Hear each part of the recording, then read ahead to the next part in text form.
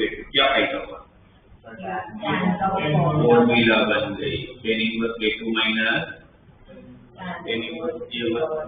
तो दूसरा tan inverse में भी तो d है, उस d को फिर क्या रखोगे? नीचे तो a3 है, तो ऊपर फिर क्या लिखूंगा? a3 minus a2 divide by 1 plus a2। ये किसकी फॉर्मूला बनी? tan इनवर्स a3 क्या हो रहा है? ऊपर होना चालू हो गया, नीचे वाले सब कट हो जाएगा। ठीक है, इसके बाद का टर्म कौन होगा? फिर आगे बढ़ूंगा तो कौन होने वाला है? tan inverse a4 minus tan inverse a3। और ये सीरीज कहाँ खत्म होगी? tan inverse an minus tan inverse of a of n minus 1 पे। हाँ, मतलब बाकी सारे टर्म कट हो जाएंगे, सिर्फ वो टर्म बचेंगे सबसे बड़ा, बाकी सब कट हो जाएगा। तो tan of tan inverse an minus tan inverse a1 formula लगा लेते हैं। तो tan inverse of an minus a1 upon 1 plus an into a1।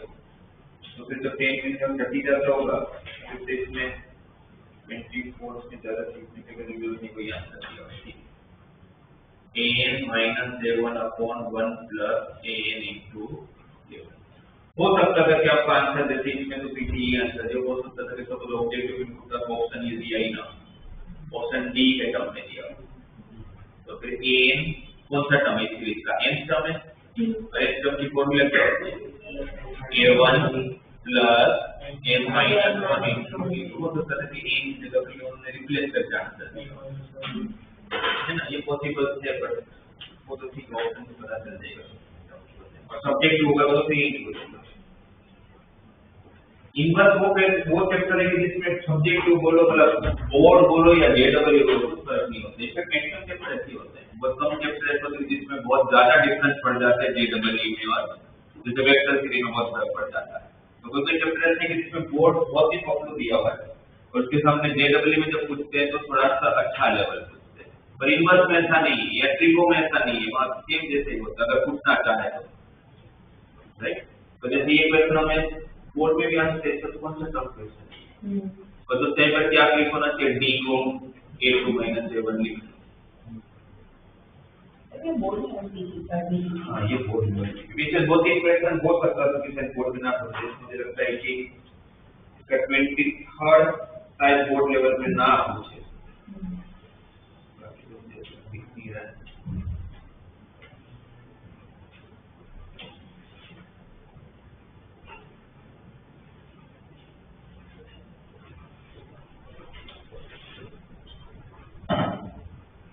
आप ये टीपी भी कर लेते, आप जेडब्ल्यू के क्वेश्चन आराम से कर लोगे, मेन लेवल आराम से कर लोगे। फिर आप लोग देखिए 25 के सारे क्वेश्चन सॉल्यूशन वाले क्वेश्चन है, जिसमें आपको सॉल्यूशन फाइंड करना और एक बार लास्ट में वेरीफाई करना।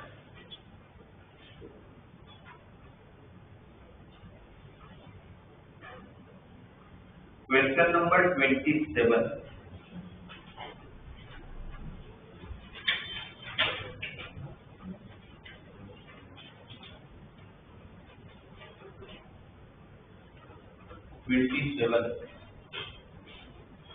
If tan inverse x का whole square plus tan inverse plus 14 inverse x का whole square equal to 5 i square by 8, तो पूछा x की वैल्यू फाइंड करके, तो find the value of x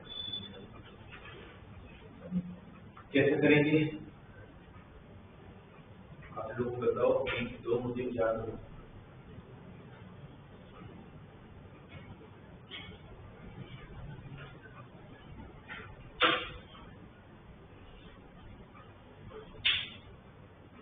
tan inverse x का whole square plus 14 inverse x का whole square equal to 5 i square by 8, find the value of tan में convert करते हैं। 14 inverse x को tan inverse में अभी कन्वर्ट नहीं करना चाहिए, उसके पहले तो कन्वर्ट करना पड़ेगा, बट अभी मत करो, क्योंकि हमारे पास एक प्रॉपर्टी है tan inverse x plus 4 inverse x equal to, तो अगर ये अगर a है, ये b है, तो ये a प्लस b की प्रॉपर्टी है, मुझे दिया a square plus b square, तो मैं a square plus b square को लिख सकता हूँ ना, a प्लस b का whole square minus tan inverse right 2 tan inverse है 14%। तो पहले ये कर लूंगा, ये तो 5/2 5/4 हो गया, ये 5/4 हो गया। अब इन दोनों को सेम बनाने के लिए जो आपने बोला वो कर लेता हूँ मैं। 14% को 5/2 माइनस 10% लिख लेता हूँ, और ये 5/2 का 8 है, ये 5/2 को तरफ शिफ्ट कर लो, तो क्या होगा 5/4 minus 5/8 equal to twice of tan inverse x into 5/2 minus tan inverse x। ये एलसीएम होगा 2/2 minus 5/2 तो minus 3/2। अगर थोड़ा इजी करने के लिए थोड़ा अच्छा दिखे उसके लिए tan inverse x को t ले लेता हूँ, तो क्या होगा ये पूरा 2 pi t नहीं 6 pi t ओवर टू कर हो जाएगी, इसको t लिया तो pi into t हो गया, ये क्या हो जाएगा minus twice of t square. तो हर बार tan इनवर्स ना लिखना पड़ा उसका रीजन नहीं, सबको सिर्फ फिट कर लेते हैं 2 टाइम्स t स्क्वायर उधर 8 आएगा ना डिवाइडेड बाय 8 एलसीएम ले लेते हैं, ये 16 t square minus 8 pi t minus 3 pi square equal to 0। इसको सिर्फ सिंपल एक कोऑर्डिनेट इक्वेशन आ गया, फैक्टराइज करते हैं 16 into 3 48, 12 4 the 48, 12 और 4 में स्प्लिट कर लेते हैं, 16 t square minus 12 pi t plus 4 pi t minus 3 pi square equal to 0। क्या कॉमन है 40 क्या रहेगा 40 माइनस 3 और यहाँ से 5 कॉमन है तो 40 माइनस 3 तो देखा जाए तो हमारे पास दो फैक्टर आ गए 40 प्लस 5 और 40 माइनस 3। तो t की दो वैल्यू आई, t इक्वल टू -5/4 और t इक्वल टू, अगर t इक्वल टू 3 तो पॉसिबल ही नहीं, tan इनवर्स रेंज के बाहर है, t tan इनवर्स x था लेकिन रेंज के बाहर है, तो ये पॉसिबल है, तो tan इनवर्स x -5/4 कब होगा, तो tan इनवर्स -1 x की वैल्यू फाइंड करते हैं। ऐसे क्वेश्चन नॉर्मली लोग ऑब्जेक्ट या बोर्ड में पूछ सकते हैं, चांसेस थोड़े कम है, पर ऑब्जेक्ट में क्वेश्चन नहीं पूछेंगे आप, क्योंकि उनको पता है कि बच्चे स्मार्ट हो तो डायरेक्ट ऑप्शन टू से चेक कर लेंगे। ये पूछेंगे आपको इंटीजर टाइप, तब तक ऑप्शन नहीं होगा, सबको नहीं करना पड़ेगा। देखकर सिर्फ इंटीजर मतलब क्या, सब्जेक्टिव हो गया basically.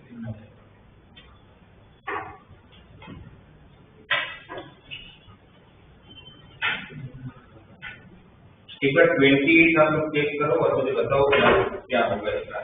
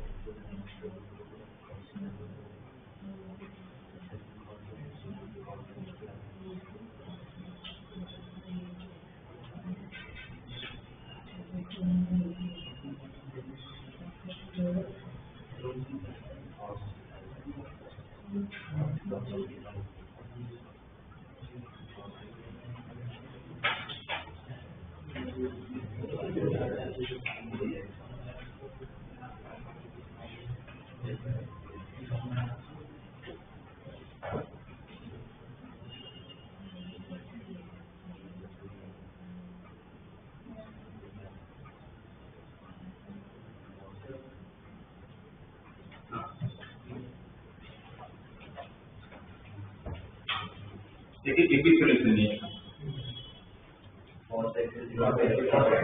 cos x cos x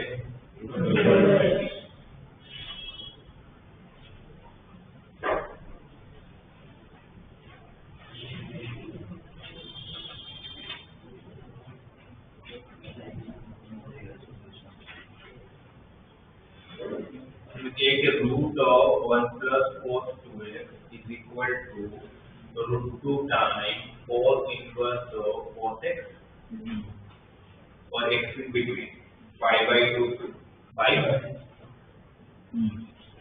सही है। ये cos inverse cos x x हो जाएगा क्योंकि रेंज में है सही। तो आप लोगों ने इसको root 2x लिख दिया होगा और 1 plus cos 2x की formula root of 2 cos square x correct root 2 cos square x आया। अब रूट 2 तो चलो कट हो गया। अब cos square x जब रूट के बाहर जाएगा तो मॉड लेके आएगा और जब मॉड लेके आएगा ये कौन सा क्वाड्रेंट है सेकंड क्वाड्रेंट में cos तो ये minus cos x equal to होता है। जब मैं इसे थोड़ी बोल सकता minus cos x equal to x minus sine आ गया। इसका मतलब ये है कि भाई दो अलग अलग सॉल्यूशन का मतलब क्या होता है आप लोगों के हिसाब से what you mean by solution. Solution का मतलब होता है कि ये दो अलग अलग आदमी हैं ये रास्ते पर जब निकलते तो रास्ते में कितनी बार एक साथ इकट्ठा होते हैं वो उनके सॉल्यूशन है राइट। ये दो अलग अलग फंक्शन है एक ट्रिग्नोमेट्रिक फंक्शन है एक अलजेब्रिक फंक्शन है। तो देखते हैं मुझे भी समझ किसी को भी समझ नहीं आता कि कितने सॉल्यूशन इसके लिए ग्राफ बनाना पड़ेगा। क्या बनाना पड़ेगा तो ग्राफ बनाना पड़ेगा। दो अलग अलग फंक्शन एक फंक्शन है y इक्वल टू और ऐसे करके हमने ठीक है बहुत ही कि एक फंक्शन है y equal to cos x नाम का और एक फंक्शन है y equal to minus x नाम का। जब भी आपके पास दो डिफरेंट आदमी के लिए तो उनको आप सोल्व नहीं कर सकते उनको आपको रास्ते पर मिलाना पड़ेगा पता करना पड़ेगा कितनी बार मिल सकते हैं वो तो ग्राफ ही पता चलेगा। हम पहले y equal to cos x का ग्राफ बनाएंगे। cos x का ग्राफ स्टैंडर्ड ग्राफ तो पता ही अपने को एक कंटीन्यूअस ग्राफ होता है चलता रहता है। ये 0 है ये पाई बाई 2 है ये पाई 3 पाई बाई 2 ये पाई है ये 3 पाई बाई 2। आपको सिर्फ कितना देखना है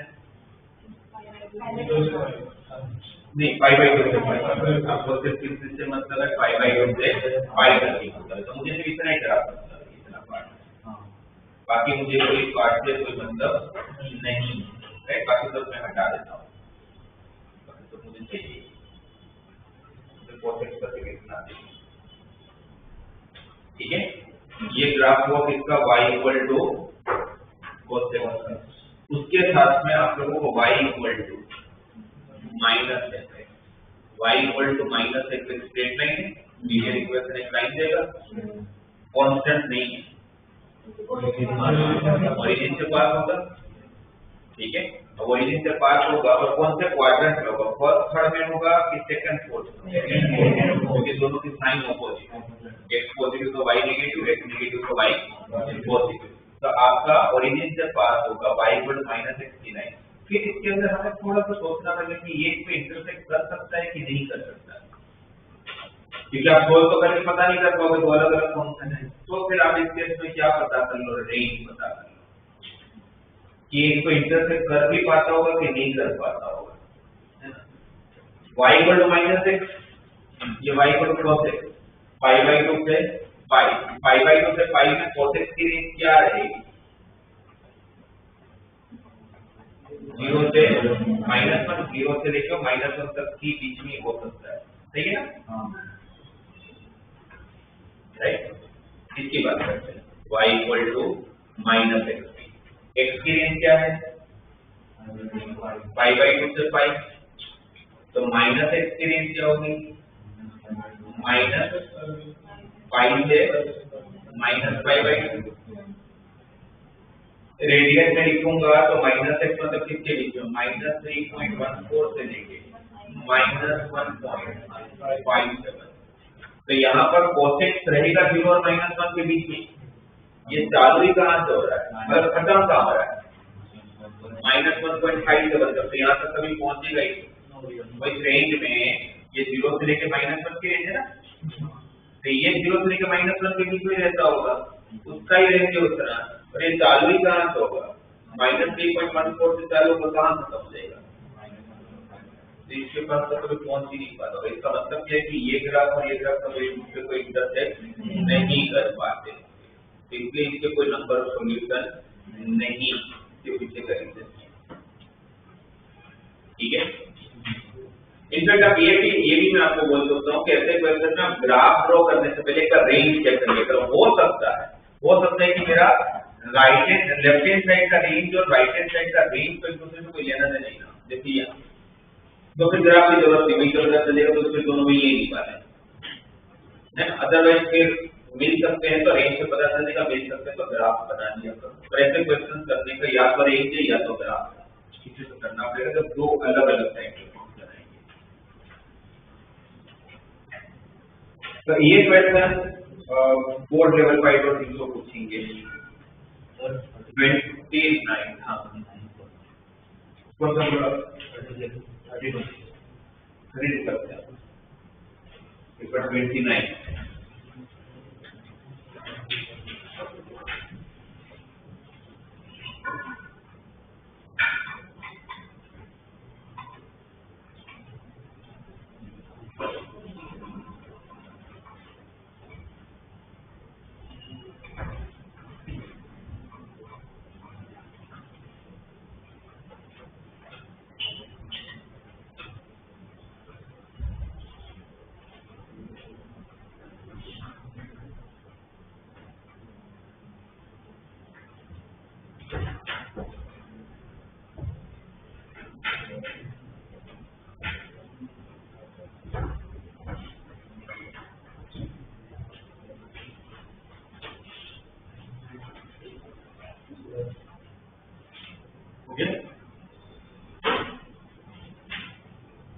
cos inverse x is greater than cos inverse x को अगर sin inverse से बड़ा होना है तो x की वैल्यू क्या होगी?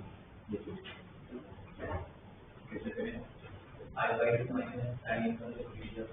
किसी को इसको लिख लेते हैं, जैसे cos inverse x को लिख लिया pi/2 minus sin inverse x greater than sin inverse x, ठीक है, माइनस sin inverse x को फिर उस तरफ लेके आओ तो 2 times sin inverse x हो गया। तो sin inverse x is less than pi/4। तो sin inverse x less than pi/4 से फिर आगे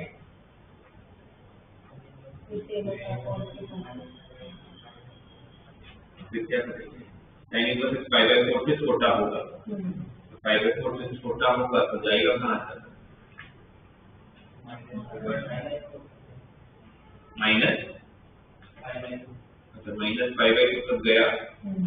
sin inverse x रेंज की सब जगह सोचे कि sin inverse x pi/4 से छोटा होगा तो जाएगा कहाँ तक? माइनस pi/2 तक। तो फिर तो उसके हिसाब से आप लोगों का x का आंसर क्या आएगा? -1 से लेके 1/2। सही है? राइट। तो x अगर हम ये बोले कि x अगर -1 से लेके 1/2 के बीच में होगा तो ये इनवर्स रेशियो होगा, आंसर ये नहीं। तो प्रूव करना है कि x बिटवीन -1/2 तो +1 रेशियो तो गलत है। अब ऐसे देखो ना, अगर आप लोग -1 तक जाते हो तो cos इनवर्स -1 की value sin inverse -1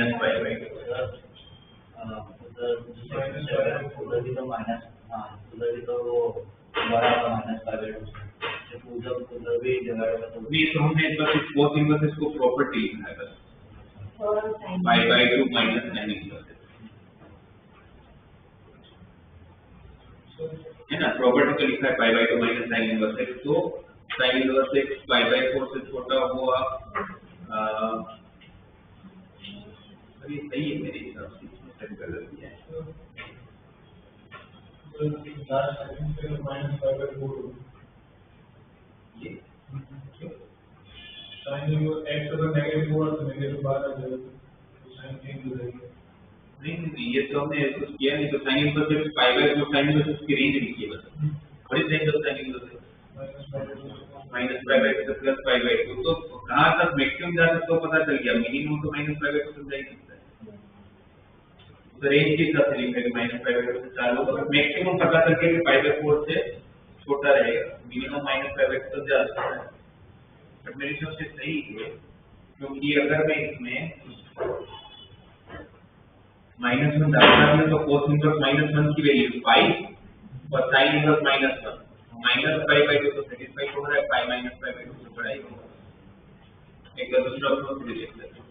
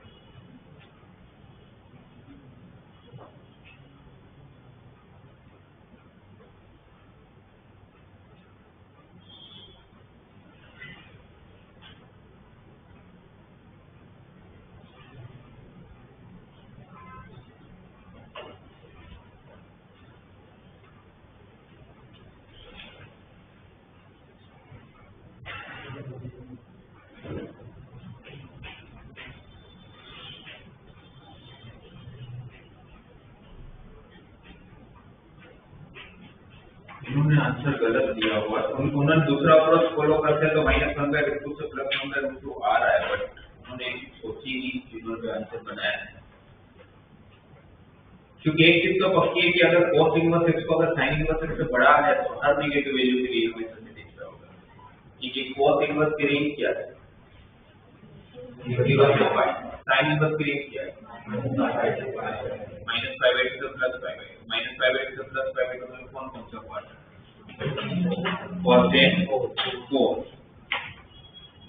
sin inverse यहाँ है, cos इनवर्स यहाँ है, cos दोनों का कॉमन है, जब भी नेगेटिव वैल्यू होगा तो sin इनवर्स यहाँ होगा और cos इनवर्स यहाँ होगा। ये -π/2 से 0 की रेंज है और ये π/2 से पाई की रेंज है, तो π/2 से पाई की रेंज तो -π/2 से 0 की रेंज तो हमेशा बड़ा ही होगा ना, तो नेगेटिव देगा और ये आपको हमेशा पॉजिटिव देगा, तो -1 से 0 में तो ये हमेशा इससे बड़ा है ही, वो तो मुझे कैसे बस यहाँ पर ही मुझे देखना था इस पर्टिकुलर रेंज में फर्स्ट क्वाड्रेंट में बेसिकली कि cos इनवर्स का sin इनवर्स से बड़ा होगा, और वो हमें पता चल रहा है जब 0 से लेके 1/√2 तक की वैल्यू, 1/√2 पे दोनों सेम हो जाते हैं, 1/√2 पे दोनों π/2 हो जाते हैं, पर 0 से लेके ऐसा होता है ना आप लोगों का, आप नॉर्मल ट्रिग्नोमेट्री भी सोचोगे तो 0 से 45 में cos sin से बड़ा होता है क्योंकि cos डिक्रीज होता है, sin इंक्रीज होता है, 0 से 1/√2 में cos इनवर्स बड़ा होगा,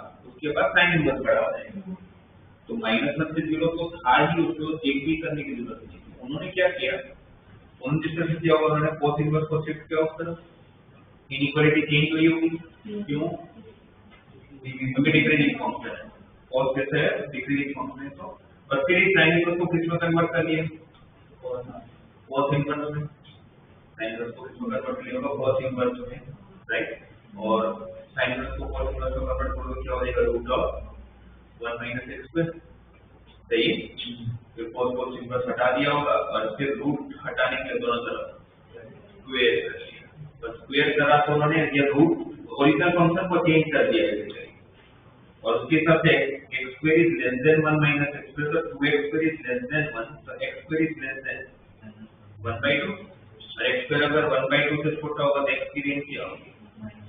-1/2 से +1/2। ये उन्होंने आंसर दिया है, बट मेरी तरफ से अप्रोच गलत है, क्योंकि -1 से 0 के लिए तो मैं देख ही नहीं सकता, क्योंकि उसमें तो इससे बड़ा होगा ही होगा। तो फर्स्ट क्वाड्रेंट चेक कर लेते हैं, तो मेरी तरफ से उसमें आंसर चेंज कर दो, उसका अप्रोच गलत है, तो चेंज कर देते हैं, ये -1 से 1/2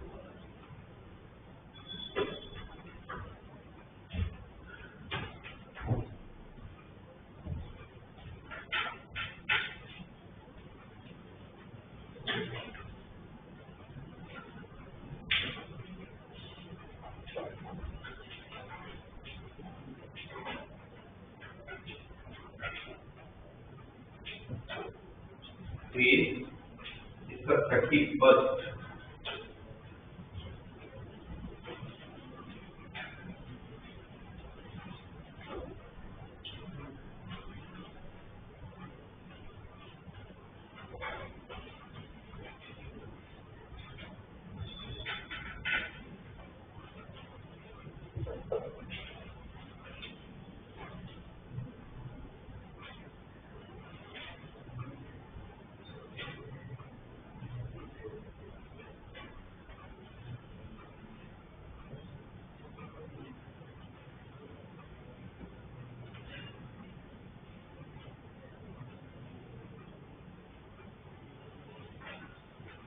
तो 31st को बोल रहे थे इसका रियल सॉल्यूशन फाइंड कर लीजिए। तो मैं इसमें बताता हूँ गलत है।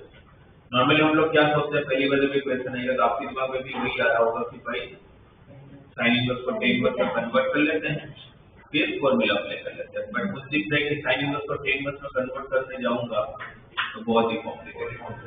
ऑलरेडी रूट है, उसमें भी ट्राइंगल लेके करोगे तो और कॉम्प्लिकेटेड हो जाएगा। तो फिर मैं कहीं पर ये सोचूंगा कि टेन इनवर्स को कन्वर्ट करने को छोड़ के मेरे पास क्या ऑप्शन है, तो मेरे पास हमारा एक ऑप्शन है क्या कि टेन इनवर्स के अंदर रूट दिया है, तो उन्होंने इनडायरेक्टली बोल दिया कि आप टेन इनवर्स में से पॉजिटिव वैल्यू ले सकते हो। इसका मतलब कि जो भी लूंगा मैं x की जगह पर, उसमें x की x + 1 को ग्रेटर देन इक्वल 0 होना पड़ेगा। मैं तो डोमेन के बारे में सोच लेता हूँ, सॉल्यूशन मतलब वैसे ही x की ढूंढना है, और रूट दिया है x × x + 1 को ग्रेटर देन इक्वल 0 होना पड़ेगा। और ये साइन में भी तो रूट में दिया हुआ है, तो उसके हिसाब से x² + x + 1 को भी तो ग्रेटर देन इक्वल 0 होना पड़ेगा। सही है। अच्छा, x × x + 1 का ब्रैकेट ओपन कर दो तो क्या है, हम यहाँ पर बोल रहे हैं कि x² + x को कंफर्मली ग्रेटर देन इक्वल 0 ही होना पड़ेगा। अगर x² + x को अगर ग्रेटर देन इक्वल 0 ही होना पड़ेगा, तो यहाँ पर x² + x already greater than equal to 0 है। अगर ये करता हूँ उसका +1 करूंगा, यहाँ का जो x होगा वही तो x है, ऐसा नहीं कि यहाँ का x अलग है यहाँ का x अलग है, तो यहाँ डालोगे वही यहाँ डालोगे। इसकी तरफ अगर x² + x अगर ग्रेटर देन इक्वल टू 0 है, तो इसकी तरफ x² + x + 1 को और साइन इनवर्स 1 से बड़ी वैल्यू तो लेगा ही नहीं। आप बोल लो कि इसका डोमेन x² + x + 1 को 1 या 1 से बड़ा होना पड़ेगा, तो इसका रूट लेता हूँ वो भी 1 या 1 से बड़ा ही होगा। अब साइन इनवर्स का डोमेन 1 से बड़ा हो कैसे सकता है? देखिए ऑप्शन का क्या, देखिए ऑप्शन बताता है क्या, रूट ऑफ x² + x + 1 को 1 ही होना पड़ेगा, और रूट ऑफ x² + x + 1 होगा क्या, x² + x + 1 तो x² + 0 होगा, रूट ऑफ x² + x + 1 1 का होगा, तो x² + x 0 होगा। तो फिर इसमें तो क्या हो गया, x² + x को इसको पुट करके भी देख लो, ये 0 हुआ, tan इनवर्स 0 की वैल्यू 0, ये 1 हुआ, तो sin इनवर्स 1 की वैल्यू बाय सेटिस्फाई भी हो गया। इसका सॉल्यूशन है कि जब x² + x 0 होगा, क्या कॉमन x, तो दो पॉसिबल वैल्यू x = 0 और x = इसमें मुझे tan इनवर्स की फॉर्मूला कुछ लगा नहीं पड़ती, डोमेन से काम हो गया। तो अगर डोमेन से मैं काम कर सकता हूँ तो छोड़ चुका हूँ। ऐड वन है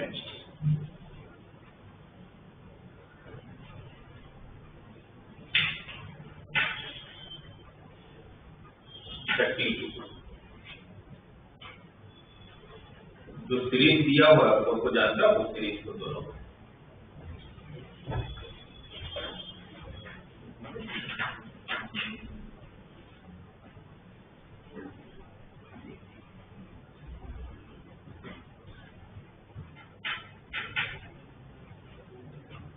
नहीं जानते। जीपी तो ही, और जीपी की इनफाइनाइट सीरीज एंड नहीं किया हुआ है, तो जीपी की इनफाइनाइट सीरीज की फॉर्मूला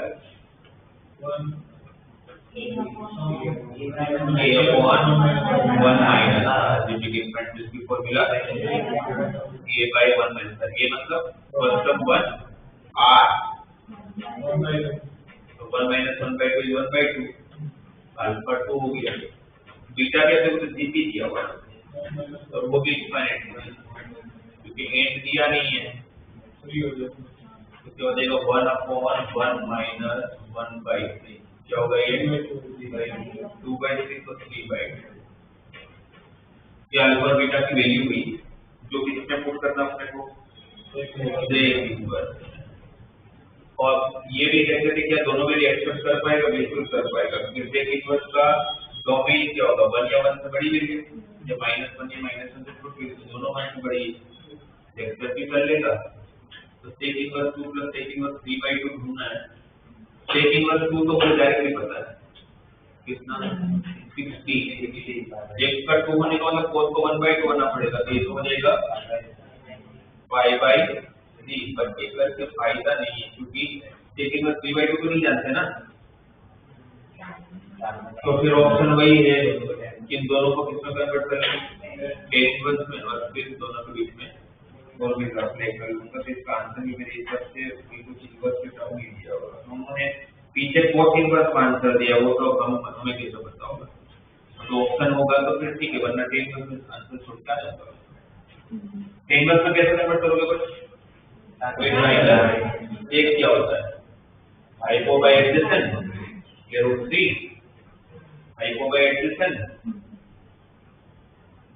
है ना, ये √5, तो tan inverse of 1/√3 plus tan inverse of 2/√5। Normal tan inverse की फॉर्मूला लगा के छोड़ देंगे, सब्जेक्ट हो जाएगी, छोड़ दूंगा फॉर्मूला अप्लाई करके, और ऑब्जेक्ट हुआ तो चेक कर लूंगा ऑप्शन किसमें थी पहले वाले में 4 माइनस या 9। तो ये ठीक है, ये अब आप लोग आ जाओ जो मुझे क्वेश्चन बताना है, क्वेश्चन नंबर 23 पे आ जाओ।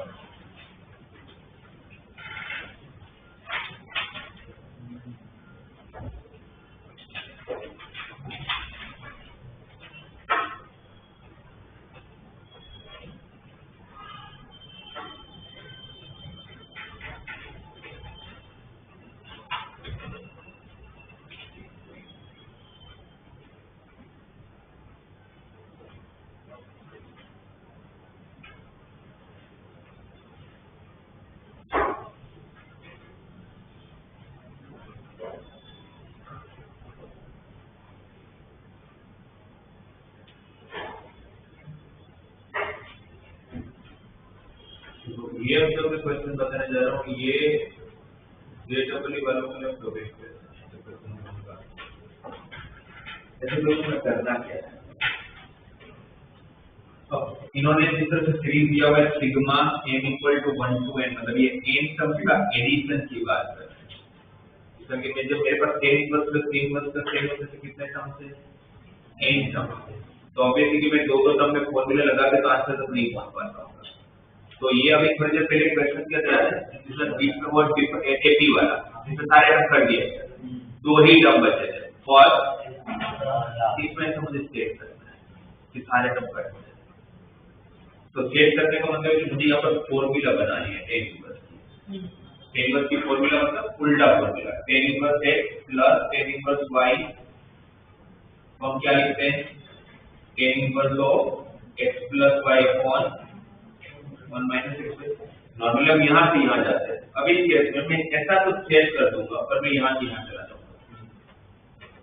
जैसे एपी वाई के भी ऐसे ही हुआ था, तो उसके लिए आपको ये सोचना है कि ये जो पूरा टर्म दिख रहा है इसमें ऐसा मैं क्या करूं जिसको मैं ऐसे कुछ फॉर्म में आ जाए जिसको मैं tan inverse x plus tan inverse y लिख पाऊं, या फिर इनकी ये भी तो वर्जन हो सकता है, यहाँ माइनस हो तो यहाँ माइनस आएगा और यहाँ पर प्लस आएगा, तो भी चलेगा। तो इसके हिसाब से प्लस वाला फॉर्मूला सेट करो या माइनस वाला फॉर्मूला सेट करो, दोनों केस में मेरा पहला तो नीचे का डिनोमिनेटर का टर्म तो 1 ही होना चाहिए, यहाँ पर 1 ही लिखेंगे। तो 2 को लिख लेता हूँ 1 + 1, सही है।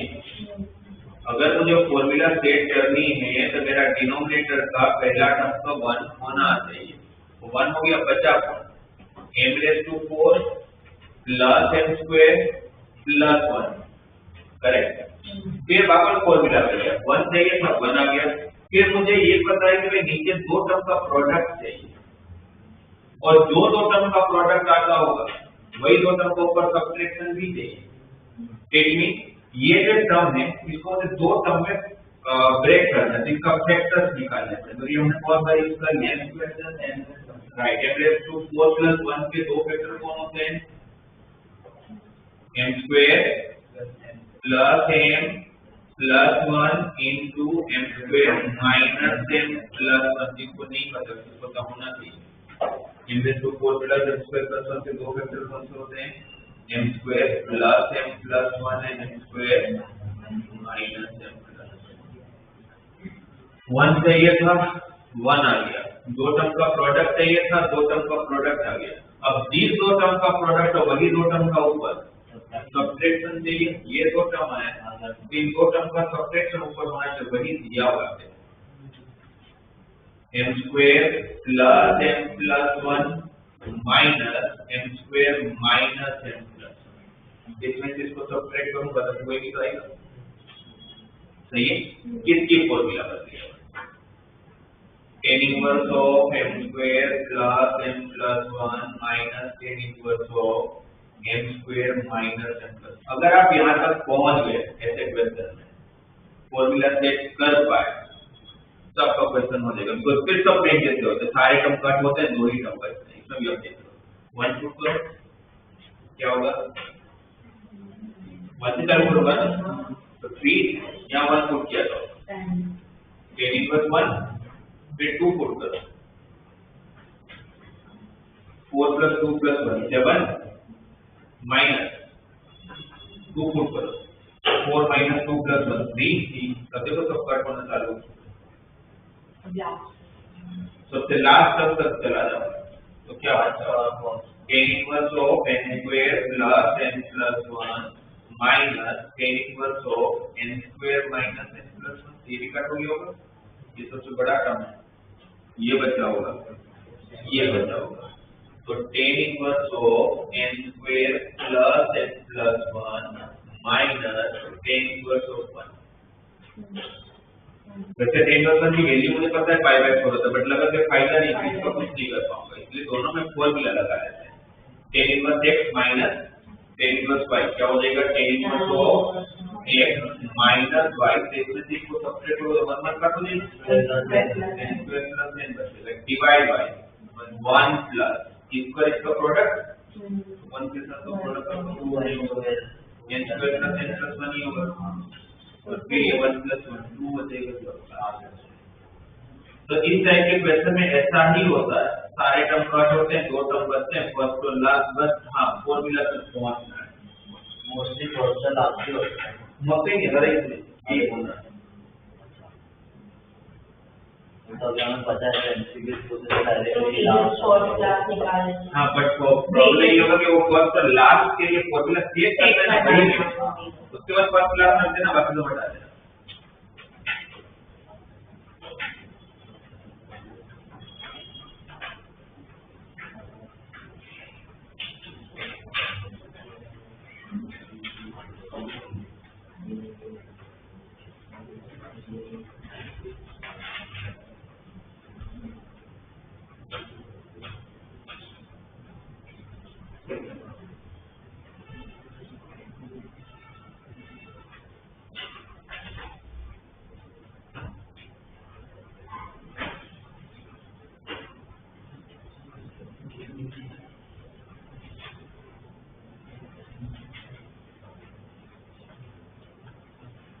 जैसे ये सीरीज दिया हुआ है, ये आपका पूछा गया प्रश्न है,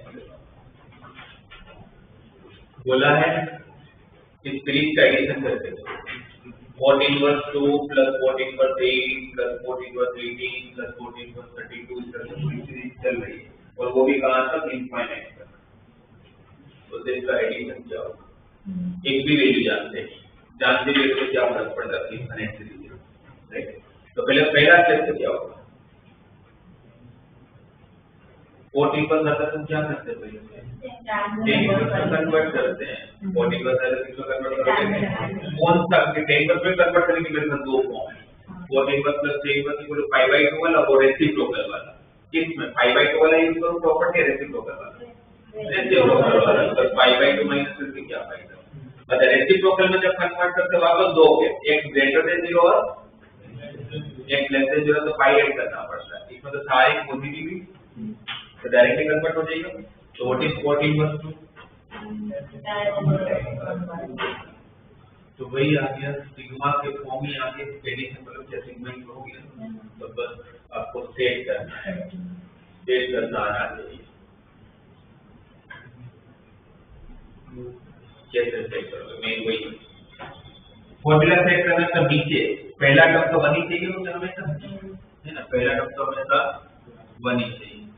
अगर मैंने इसको 2 को अगर लिख भी लिया 1 + 1 तो कोई फायदा नहीं है, वही तो मुझे समझ आ गया क्यों। तो अगर आपने इसको 1 + 1 लिखा तो इस 1 को 1 × 1 लिखोगे, क्योंकि यहाँ दो टर्म का प्रोडक्ट है और दो टर्म का प्रोडक्ट उसी का ऊपर, तो 1 - 1 ऊपर तो 1 ही वाला है, यानी 1 - 0 हो जाएगा ना ये तो, और फॉर्मूला सेट नहीं हो रही है। इसका मतलब कि अभी तो इसका कुछ नहीं कर सकता, कभी भी इसको 1 के साथ ब्रेक करके कोई फायदा नहीं है।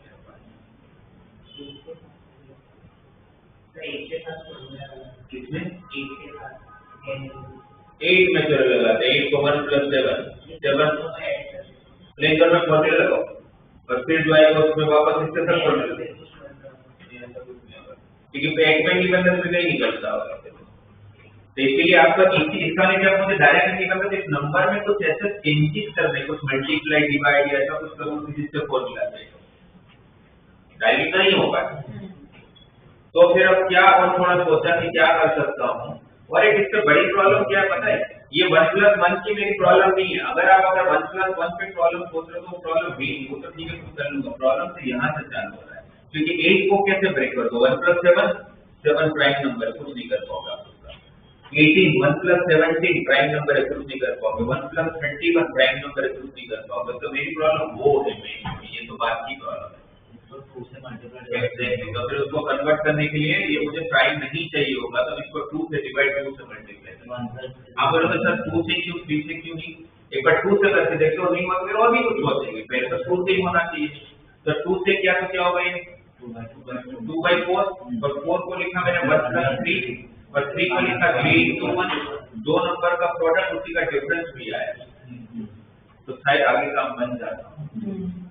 इसको भी 2 से डिवाइड, 2 से मल्टीप्लाई, क्या होगा 2/16, 1 + 15, 15 को लिखा 5 × 3, 5 - 3 2 हो गया, 2/36 है ना, 36 को 1 + 35, 35 को 7 × 5, 7 - 5 2 प्लस 10 × 2/64, 1 + 63, 63 9 × 7, 9 - 2 हो गया। तो चलता रहेगा, पैटर्न बन गया। ये किसकी फॉर्मूला है, ये किसकी बनी, 10 × 5 - 10 × 3, ये किसकी बनी, 10 × 7 - 10 × 5, वैसे चलता रहेगा कहाँ तक। तो सारे नंबर हो रहे हैं, वही नंबर तो होंगे, कौन कौन सा, सबसे छोटा -10 × 1 और सबसे बड़ा कौन, इनफाइनाइट। इनफाइनाइट से सब ज्यादा सबसे बड़ा कौन, 10 × इनफाइनाइट।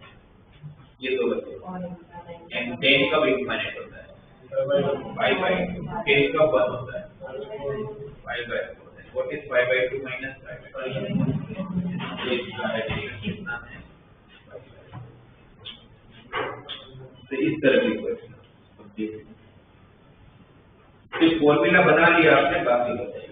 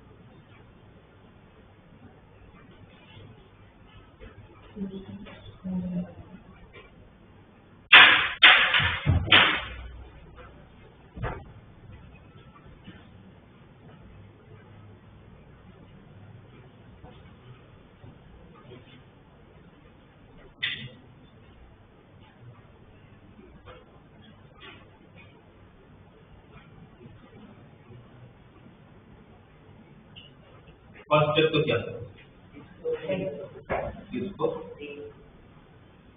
इसको 3 into 2 लिखते हैं, ऊपर 6 को 3, तो ऊपर तो सबसे लास्ट टेंशन होती है, ऊपर तो हमेशा सबसे लास्ट होता है, और हमेशा डिनोमिनेटर से सोचना जरूर, तो पहला टर्म तो 1 से डिनोमिनेटर R/1 तक है तो फर्स्ट टर्म सेट हो जाएगा, ऊपर दूसरा तो जनरल बाय सेकंड तो हम क्या करेंगे, मुझे पता है कि मुझे पहला टर्म 1 चाहिए, दिया नहीं, तो दो ऑप्शन है, +1 -1 करो, पर उसको फायदा नहीं कि +1 -1 करोगे तो 4 टर्म हो गए नीचे, आपको नीचे 2 ही टर्म चाहिए हुआ और फिर 2 टर्म का प्रोडक्ट, तो वो करने का सेंस नहीं है, तो फिर दूसरा ऑप्शन क्या बना है, इसको कॉमन ले लो, या फिर इसका 2:1 से डिवाइड कर लो, है ना, वो ज्यादा सेंस है तो वो कर लेता हूँ। +1 -1 करने का सेंस नहीं समझ आया ना, क्योंकि 4 टर्म नीचे 2 ही टर्म चाहिए आपको, तो वो नहीं करते हैं, 2:2 से डिवाइड करो, ये क्या हो जाएगा 1, यहाँ क्या हो जाएगा 3/2 रेस्ट टू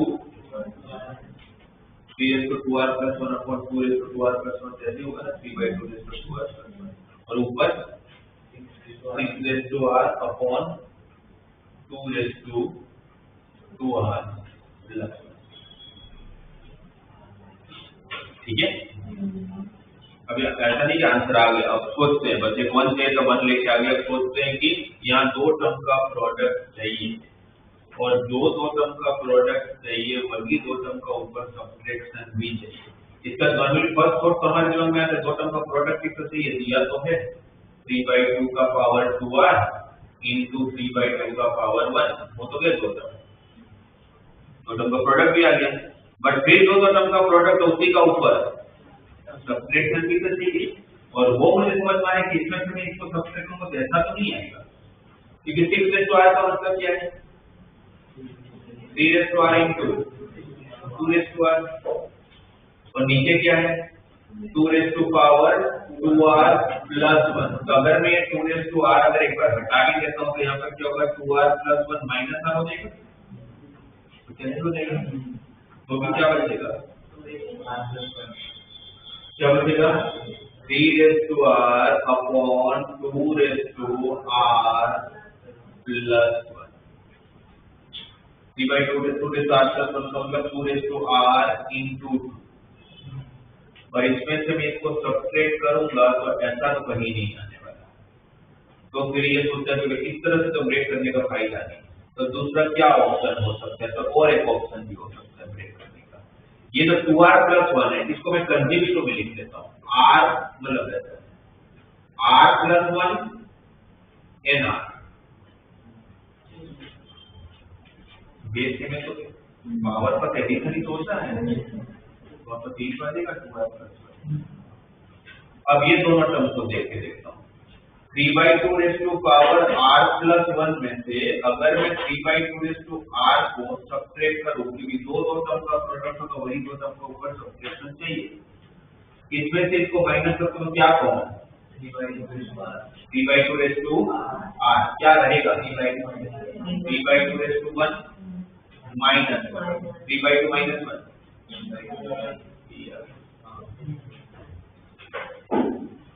तो मतलब है कि ये वाला जो दो टर्म है वो 3/2 raise to r plus 1 minus 3/2 raise to r का फॉर्म है। फॉर्मूला सेट हो गई, इसकी फॉर्मूला बनी है tan inverse of 3/2 raise to r plus 1 minus tan inverse of 3/2 raise to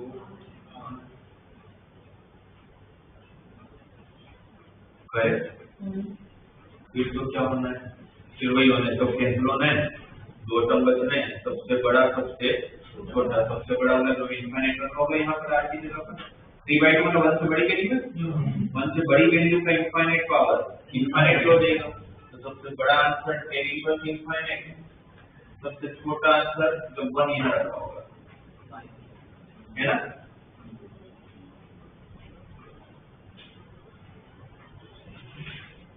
सही है, what is tan inverse infinite, देखा तो कि ऑप्शन किस फॉर्मेट में किया हुआ उसकी संरचना आगे सोच लेते हैं। ऑप्शन में उन्होंने दिया हुआ है 14 इनवर्स 3/2, tan इनवर्स 3/2, 5/2 एंड 5/4, 5/4 तो नहीं है, क्योंकि tan इनवर्स इनफाइनाइट कौन 5/2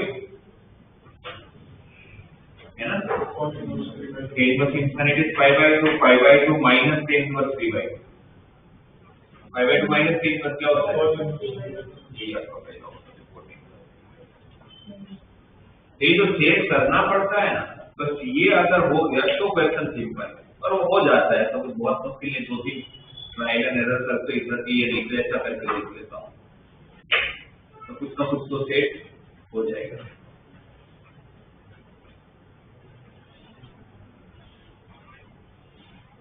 तो पहले तो आप लोग अपना टीपीपी में जो बाकी उसको कंप्लीट करो, तो फिर मतलब उसको ऑब्जेक्टिव का मॉड्यूल दूँ।